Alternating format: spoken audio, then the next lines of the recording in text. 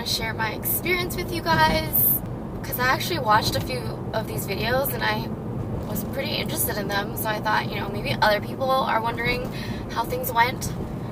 A little backstory on myself. I live in Southern California. I went to a state university for my bachelor's in nursing. It took me 3 years to do the prereqs. The nursing program was 3 years, so in total I was in college for 6 years. Fast forward to this year, May 21, 2017, I graduated. June 9, I believe, I got my ATT. Signed up for July 17. I started using Kaplan, but honestly I was not into it. So I used UWorld, and that's all I pretty much used the last 2 weeks. Today is July 19, 2 days after the NCLEX, and I went online and I saw my name and I passed. So I'm so incredibly happy. Now I just want to share how the whole day went. Did it on a Monday, 2 p.m. and I showed up at 1:10, but I stayed in my car for 20 minutes and I went up at 1:30. There's only about 7 other people there taking the test. You get your picture taken, your palm scanned. I actually left my phone in the car. They give you a locker, and I thought it was funny because there were 16 lockers. They were all numbered. So it was 1, 2, 3, 4, 5, 6, 7, 8, 9, 10, 11, 12, 12B, 14, 15, 16. I was like, that's hilarious, because obviously you can't have the number 13. People are very superstitious. Did not want a hold placed on my test or anything. I wanted to make sure that nothing was suspicious.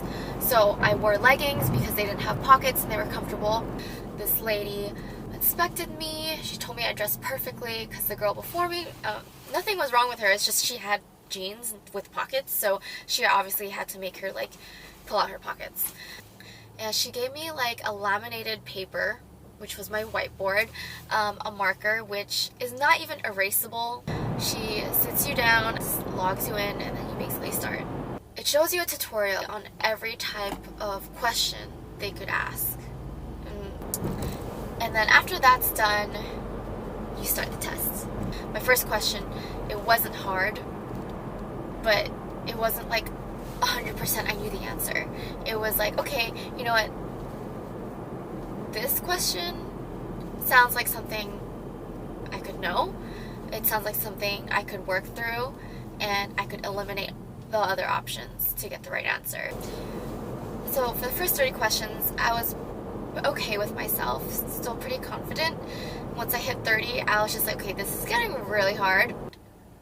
As you guys know, your test can stop anywhere between 75 and 265, and I wanted it to stop at 75 because I thought it would be a good sign. I couldn't have done that bad to fail at 75, but I wanted to be done at 75 just to be more hopeful and to just be done and over with. And because I knew that if it didn't stop at 75, then I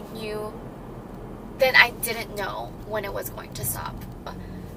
I was at 74. It was a really easy question. I 100% knew the answer, and I was questioning myself, why is this question so easy? Am I not doing well?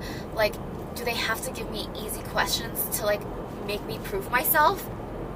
75 came, and I knew the answer, but if someone didn't study that, they might have not known the answer. So I was okay, you know what, maybe that was a passing level question.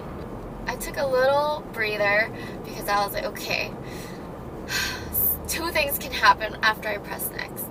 And when I pressed next, I did not get another question. All I remember reading was research questions on the screen, and I knew when I read that the test was done for me. So after that, I raised my hand, they let me go. 2 other girls finished around the same time as me, and they both stopped at 75 also. If I started at 2 p.m., I was done by 3:40, and I got the confirmation email at 3:45 afterwards. So at 6:15, I checked online I did the Pearson Vue Trick. It's nerve-wracking because it's like you're risking $200 just to find out if you passed or not. But I got the good pop-up and I passed because I found out today at 4 o'clock in the morning that I passed. I actually waited at midnight to see if they would update their website, and they didn't. So, I went to bed, and then I woke up 4 a.m. randomly. Here I am. So, yeah, that's my story. If you guys want to know, like, what I did to, like, review, then I can make another video on it. But, like, honestly, like, I am not a smart person. I don't consider myself a smart person. Like, I consider myself, like, a hard worker. That's pretty much it. Like,